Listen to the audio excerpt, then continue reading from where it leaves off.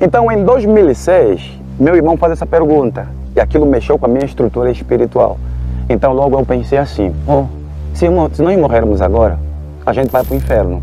Mas era Deus que naquele mesmo dia havia usado meu irmão para fazer aquela pergunta, porque eu não sabia que por trás de nós já existia uma senhora. No momento não sabia, eu me apercebo mais tarde, na medida que essa luta foi desenrolando, mais tarde me apercebo que por trás dessa pergunta que Deus trouxe através de meu irmão, era Deus me trazendo o livramento por conta de uma senhora com quem eu vivia no Zaire, que havia consultado uma feiticeira que estava vivendo dentro de um cemitério e o objetivo principal dessa senhora era me matar.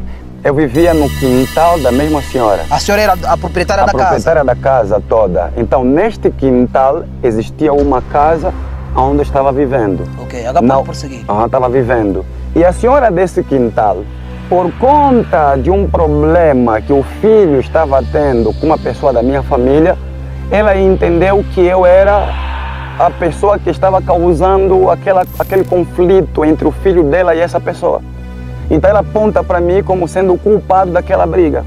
Ela faz o quê? Ela consulta uma feiticeira que vivia dentro do cemitério em um lugar chamado Povo, lá no Soio. E esta senhora pediu um porco ou cabrito, uma das duas coisas, entre porco e cabrito. Então fez um pedido de um desses animais. Lá fizeram rituais dentro de uma sepultura, não sei o que. Tudo isso é revelado já tempo mais tarde, por conta das orações, o jejum que a gente foi fazendo. Mas eu não entendia nada no início.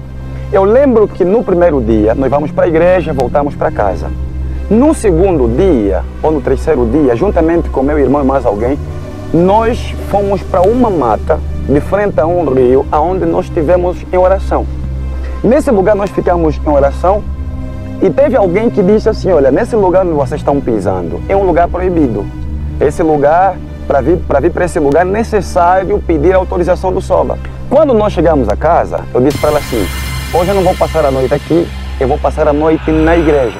Então eu vou para a igreja, deixo meu irmão. Mas eu falei para ele, se porventura durante a noite acontecer alguma coisa, pega nessa água como está consagrada e espirge sobre a casa, unge a casa. Ele concordou. Na manhã do dia seguinte, quando chegou em casa, meu irmão falou para mim assim, mano, essa noite teve aqui de frente à janela da sala um mocho.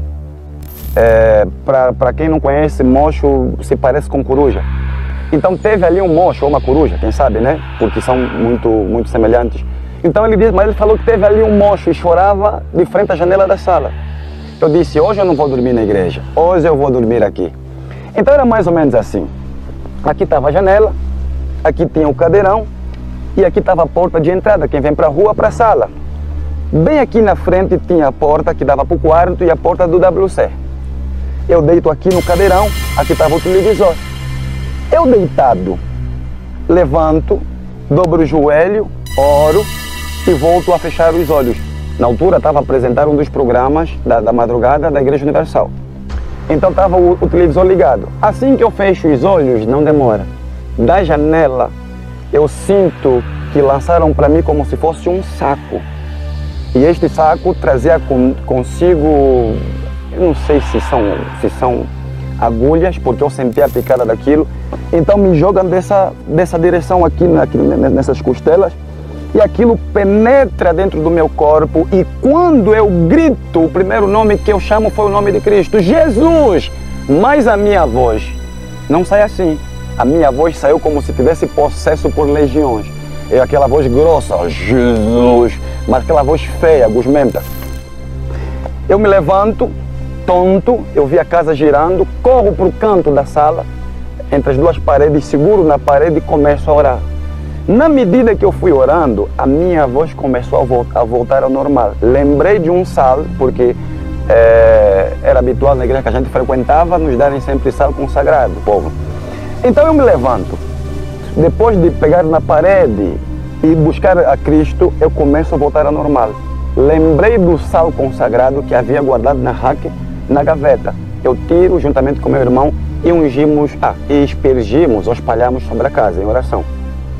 Naquele dia eu saio até fora do quintal para ver se encontrasse a pessoa na janela. E não a encontrei.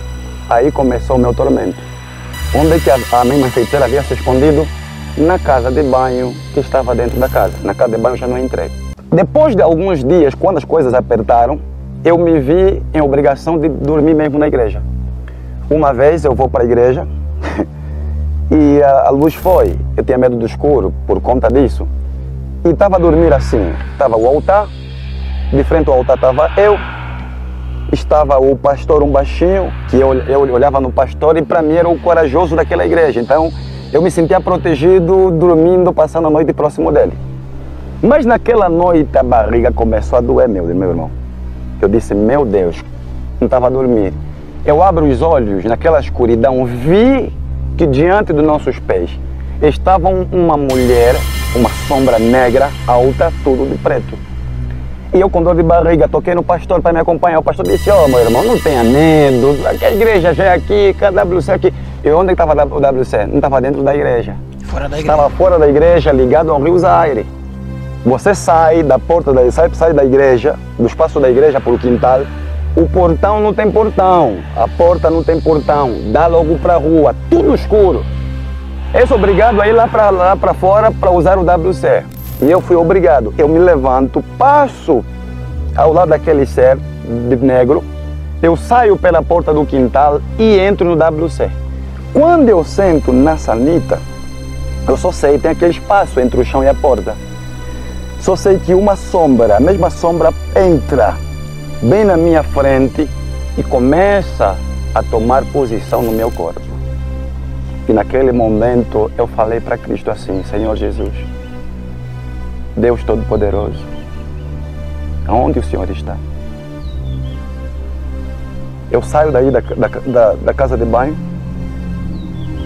e vou agora para a igreja, próximo do pastor, me deito próximo dele.